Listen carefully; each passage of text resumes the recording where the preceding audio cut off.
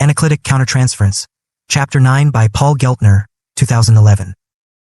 Part 3. Loving the patient, wanting the patient, enjoying the patient, pride and admiration. The last cluster of nurturing feelings to be considered are those related to loving the patient, and this includes feelings of loving, wanting, enjoying, and admiring. 5 These feelings too originate in early infancy. But just as a parent's love for the child changes as the child grows up, so does the analyst's love for the patient. Loving feelings evolve continuously to match the patient's increasing maturation. The following examples include types of loving feelings that a parent can have for a child throughout the child's lifespan. Wanting the patient. One of the most basic emotional experiences that a parent must give the child is the feeling of being wanted. In order to do this, the parent must want the child. Many patients, however, did not feel wanted and can induce object inductions in the analyst to reject them.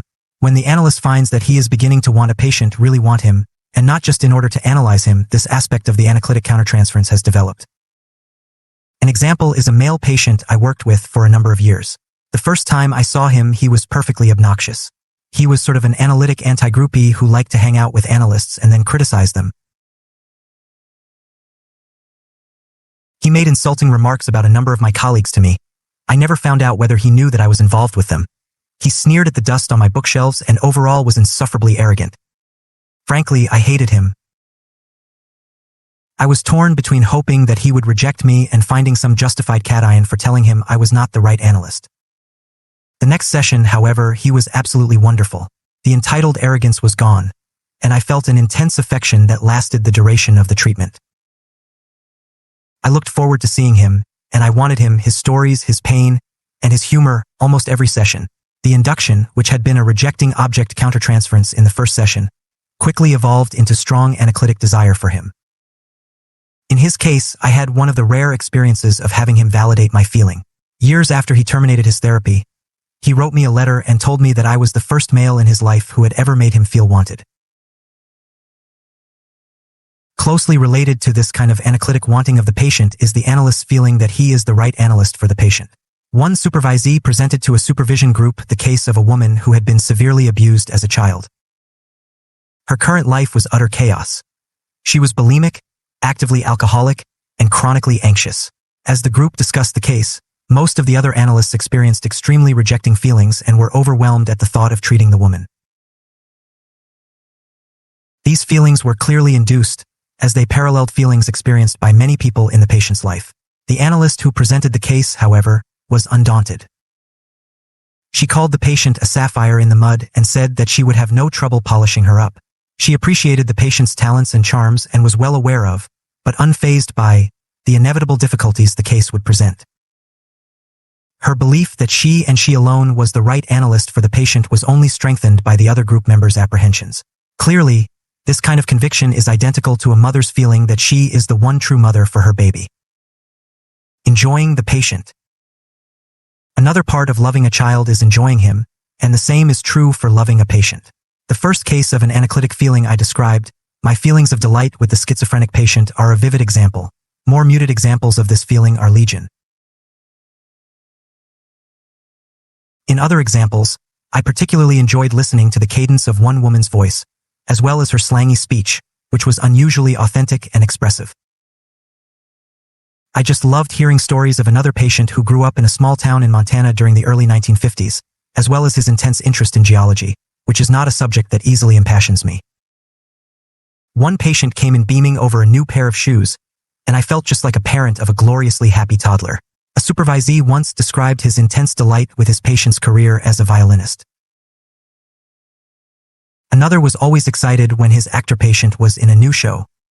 Whether the feeling harkens back to early childhood, like finding delight in a dirty smile, or is the glowing pleasure in the budding individuality of a growing child, the feeling of delight is one that many patients still need.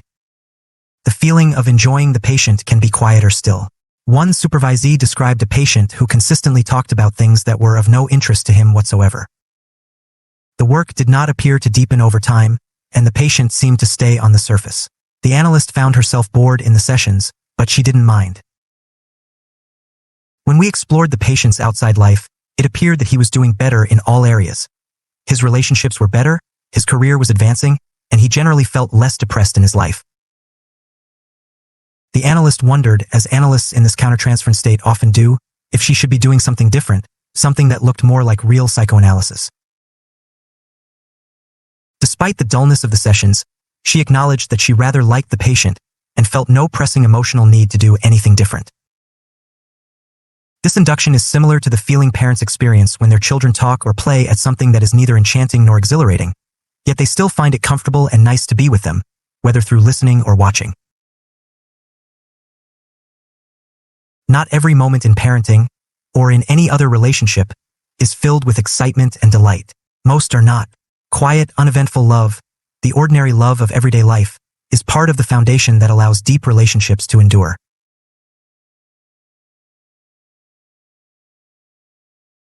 Being comfortably and undemandingly bored with a patient gives the patient the experience of being loved and accepted, even when he is not doing anything special, and not gratifying the analyst's needs for stimulation. 6. As the child matures and becomes a capable person, delight in the child's being is joined by the pleasure of doing things with the child. This is reflected in Anaclitic Countertransference states in which the analyst has fantasies about doing things with the patient, taking a trip to Australia, going to a ball game, or just hanging out in a cafe. These fantasies may be incongruent with the material.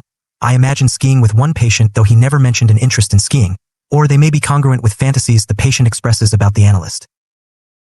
One patient described a fantasy of bringing food over to my house. The two of us cooked a large Italian meal together for my family. It was plain old domestic bliss. In my mind, I was right there with her, chopping the onions and the parsley and smelling the garlic as the butter sang in the frying pan. Another patient loved rock concerts, and I often fantasized going out to hear music with her. This was clearly an induction. I loathe rock concerts. Even when these feelings do not take the form of full-fledged fantasies, the analyst may experience this kind of induction as the desire to talk to the patient about whatever they are talking about, not for the purpose of analyzing the patient but just for the fun of it. The patient has read a new mystery novel, and the analyst wants to hear all about it. The patient has taken up ballroom dancing, and the analyst is intrigued. The patient complains passionately about the weather, and the analyst wants to bitch too. All these kinds of thoughts and impulses, too often dismissed as countertransference resistance, collusion, or distraction, can be crucial anaclitic experiences. Even if the patient is able to have these kinds of experiences in his outside life with friends and lovers, he may not have had them with the parent. These feelings represent the parent's appreciation of the child's growing maturity and a willingness to enjoy the child as a growing child, an adolescent, and eventually as an adult. Pride and admiration. Pride and admiration are other crucial emotional communications that are essential to maturation, both in the parent-child relationship and in analysis. Although closely related, pride and admiration each relate to somewhat different maturational needs and present different emotional demands on the analyst. The analyst experiences the impulse to be proud of the patient for accomplishments that represent steps, whether actual or symbolic, towards maturity. This feeling is analogous to the feeling that a mother feels when her daughter ties her shoes or brushes her teeth by herself for the first time. For example, after a couple of years of analysis, one patient was able to keep his apartment clean on a regular basis. This had been a terrific struggle as it involved mastering issues of dependency, neediness, and self-control, in addition to accepting the fact that he had an attention disorder that made this sort of thing especially difficult for him.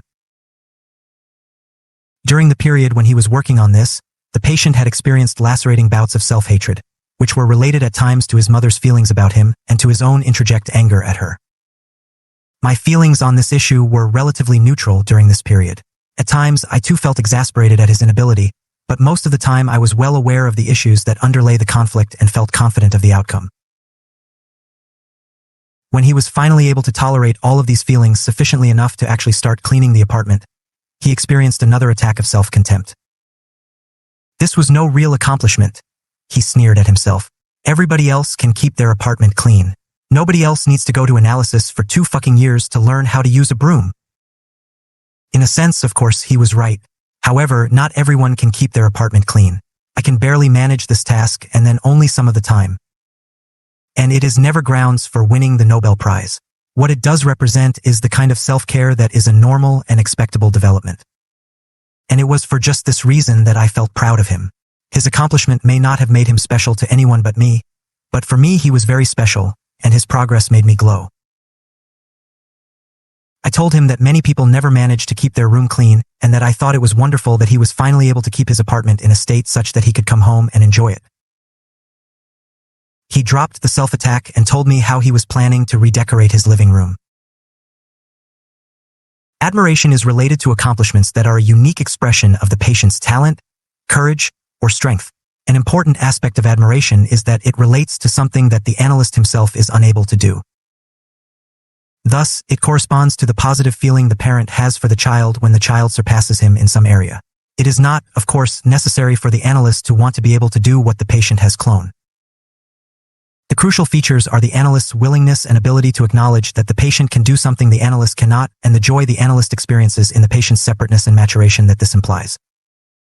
I experienced this with a 10-year-old boy with post-traumatic stress disorder who I treated at a mental health clinic. The boy's stepfather had become enraged at the boy's mother and had murdered her in front of the boy, and with the same knife had slashed the boy's abdomen open and left him for dead. The boy had a 12-inch scar on his body, but miraculously he had lived.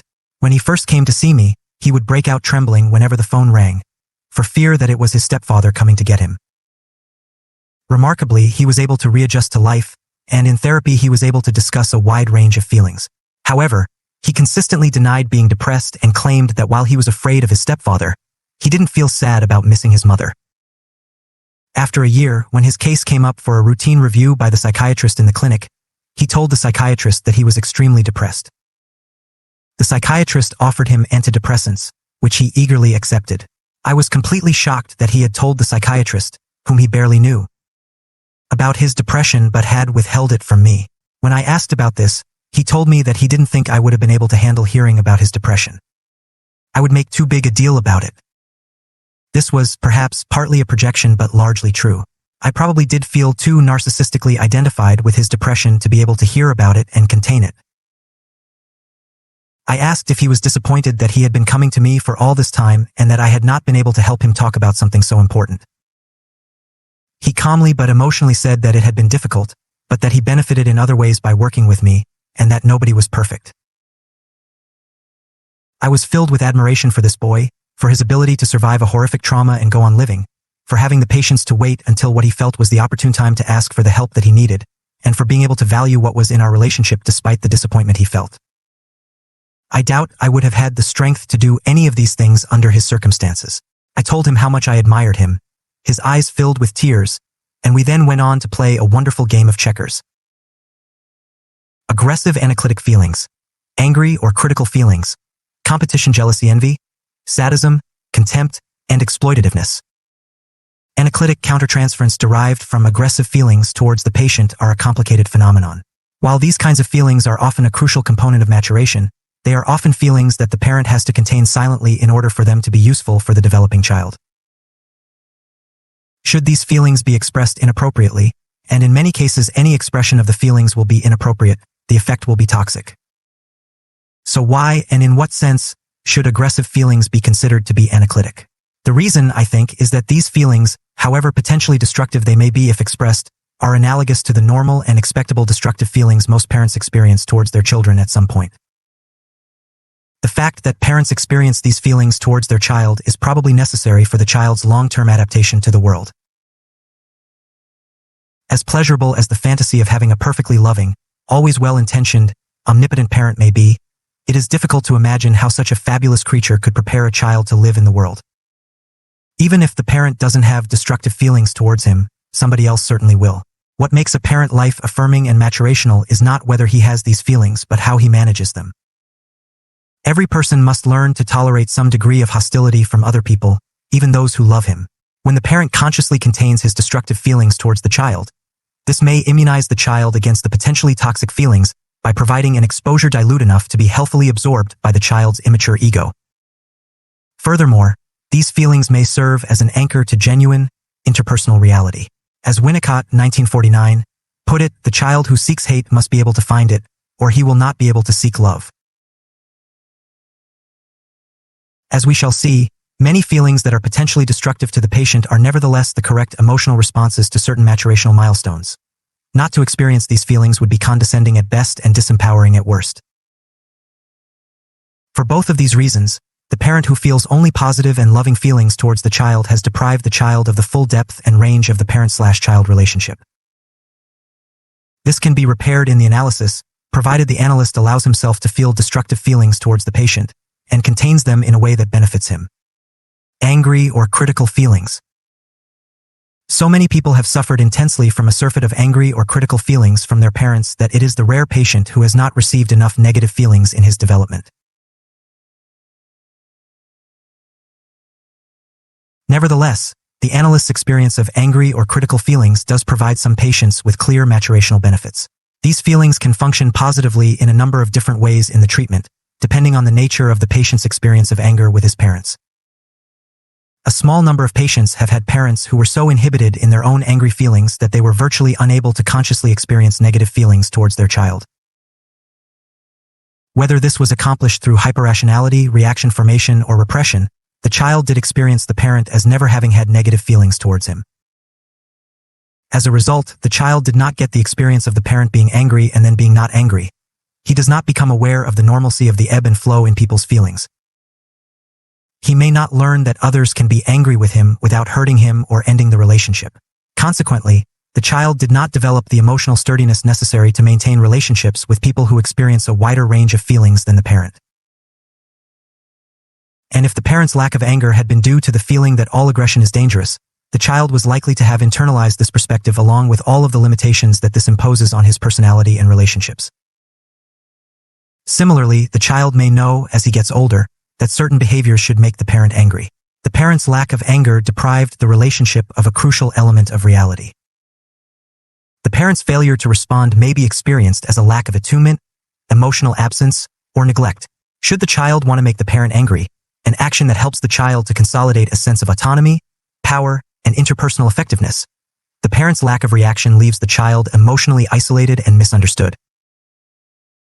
On the other end of the spectrum, even patients whose parents were abusively angry or critical can derive anaclitic benefit from the analyst's angry feelings. One frequent result of abuse is that the patient is so frightened of evoking anger in others that he becomes passive, compliant, and hypervigilant about doing anything that might provoke the analyst. When the analyst does become angry with such a patient as a realistic, appropriately intense response, it can reassure the patient that they can provoke anger without being abused or threatened. Besides, of course, being an indication that the patient has become less constricted. An example of this occurred with a man I had worked with for a number of years who had almost never asserted himself about anything. A shift came when his financial situation changed for the better, but in the transition, he wanted to pay me on a schedule that was almost impossible for me to keep track of, once every 3 weeks. I never did understand why this was necessary, but he was as adamant about it as he had ever been about anything. The whole thing annoyed me. However, I did not communicate this to him.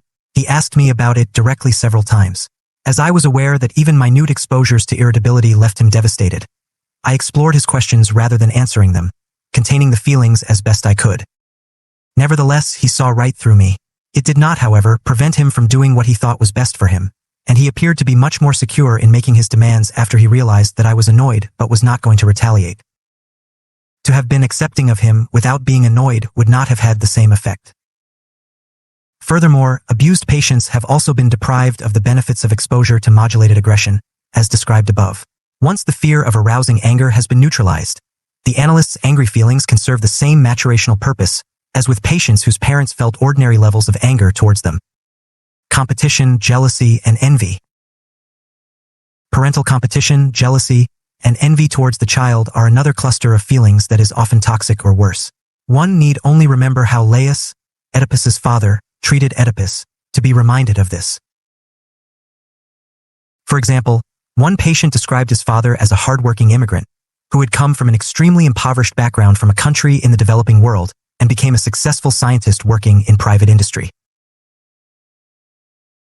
Rather than encourage his children, however, he ridiculed them constantly, making clear his feeling that none of them could ever accomplish what he had accomplished because they were neither hardworking enough, intelligent enough, or resilient enough. Not surprisingly, neither the patient nor his sisters had reached anywhere near their potential in their careers, except for the possibility that it may be best for young children to have an attenuated, contained exposure to all destructive feelings, I have not seen a maturational role for these feelings. I leave open the possibility that somebody else might find one.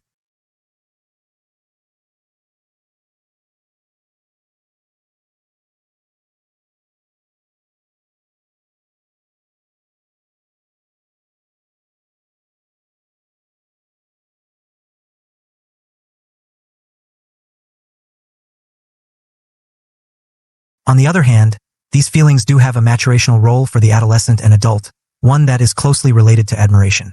For the parent to feel competitive, jealous, or envious of the child must be a worthy opponent, someone whose talents or accomplishments can provoke jealousy or envy.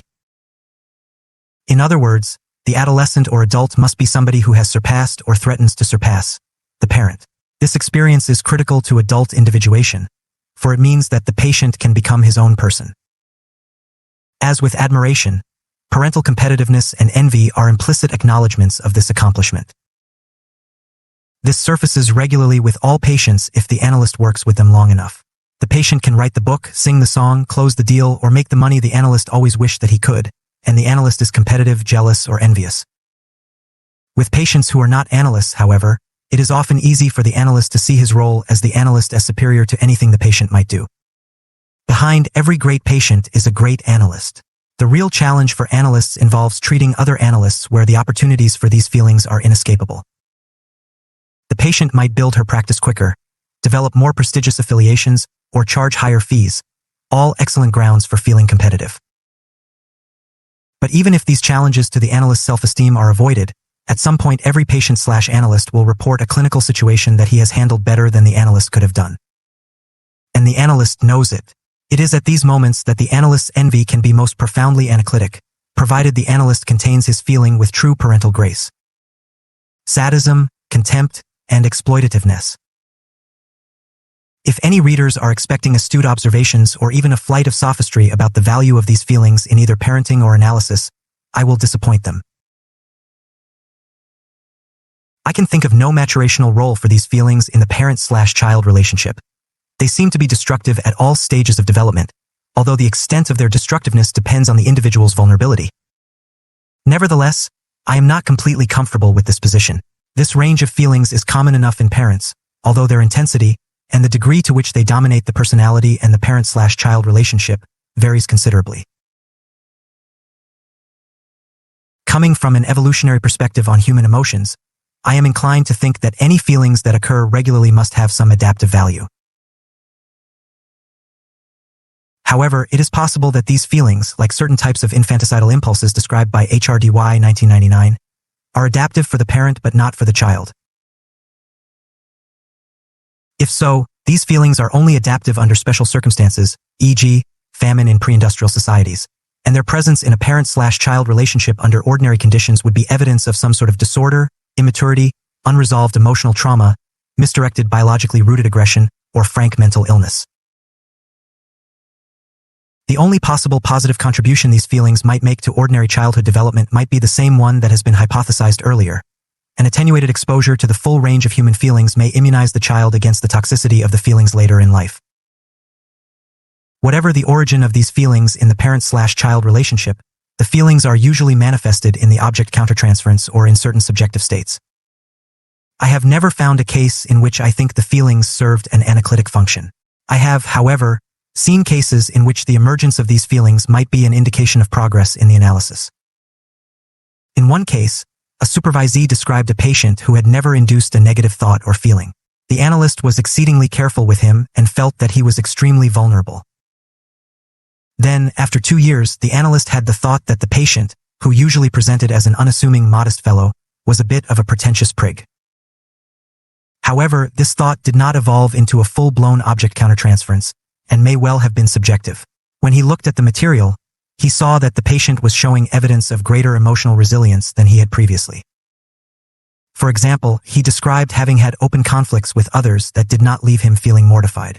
This progress seemed to be reflected in the analyst's freedom to experience a greater range of feeling with the patient, including feelings that might have been toxic to the patient earlier on in the analysis.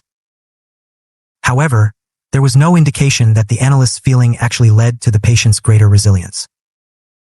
Anaclitic sexual feelings, feelings toward the point as a child, feelings toward the maturing point. As with many forms of anaclitic feelings, anaclitic sexual feelings vary, depending on whether they are directed towards the patient as an infant/child or as a maturing adult. The role of sexual feelings towards young children is complex and poorly understood. As Freud, 1905, famously argued, children have sexual feelings, even if these feelings do not take the same form as adult sexuality. What is less understood is what feelings the child's sexual feelings induce in adults. Adults also have sexual feelings towards children, and these feelings are an amalgam of leftover components of infantile sexuality and adult sexuality. Many parents, mothers and fathers alike, find babies and older prepubescent children to be alluring and sensual, even though these fantasies usually do not take overtly genital or orgasmic forms. Parents want to inhale their scents, kiss them forever, and gobble them up. Closer to explicit sexuality is the intense sensuality many women experience when nursing. 7 Even when parental sexual fantasies about babies and children do take an overtly sexual form, they are not usually expressed differently than adult genitality. Greenson, 1967, for example, described a patient who wanted to lick her young daughter's vagina because it looked like a ripe apricot. While the impact of actual sexual behavior on young children is almost always destructive, in most Western cultures at least, sexual/sensual feelings help fuel the overtly non-sexual delight that parents feel for their children, the delight that helps the child to feel wanted and loved. Following Kohut and Wolf's, 1978, suggestion that sexual feelings between parents are part of the environment that enables the child to associate sexuality with joy, properly contained sexual feelings may form a vital component of the emotional climate that enables the child to feel attractive, sensual, and eventually, sexual. Unlike parental sexual feelings about babies and children, however, sexual inductions related to the adult patient's childhood often do take an explicitly sexual form in analysis. However, these fantasies often contain a strong element of playful delight, with neither the aggression characteristic of object inductions that repeat earlier sexual abuse, nor the passion of adult sexuality. One analyst, a heterosexual woman, was completely taken with how cute one of her female patients was. The patient once wore a particularly revealing blouse, and the analyst experienced a fantasy of playing with her breasts that had the same quality of delight as a mother stroking a baby's freshly bathed bottom. Sexual inductions about adult patients as adults, on the other hand, are just like sexual feelings the analyst might have towards anyone else in his life. When sexual feelings arise early in the treatment, especially feelings experienced in the first session, they are most likely object inductions, subjective in origin or present-anchored. When they arise later in the treatment, following a period in which other forms of countertransference have predominated and been worked through, they are more likely to be anaclitic reactions. In these cases, they are usually realistic reactions to the patient's growing maturation, his evolution into a sexually attractive adult. Appreciating the patient as a sexual equal, usually in a silent, contained manner, serves to reinforce and acknowledge this development in an anaclitic way. At times, anaclitic sexual feelings of this sort are a response to the patient's potential, rather than his current state. One supervisee discussed a male patient whom she had always found to be neutral or even mildly repellent. She'd never had a sexual feeling about him, despite the fact that he often discussed sex in graphic but not grotesque detail. One session, however, she noticed his body more than usual and realized that he was more muscular, more masculine than she had previously realized. She still had a great deal of difficulty integrating this perception with her overall sense of him, which was that he had a submissive, masochistic streak that frequently induced mildly contemptuous feelings towards him in the analyst and in most others in his life. At that point, the sexual feeling was fleeting. Over the next 6 months, however, the patient became increasingly assertive and decreasingly masochistic until it became clear that the analyst's sexual feeling had been an early indication of the patient's progress. In this case, it was not clear whether the analyst's feelings were merely informational or whether they actually contributed to the patient's maturation. However, it is possible that the analyst's ability to see the patient as an attractive sexual person provided the encouragement the patient needed in order to develop further in this direction.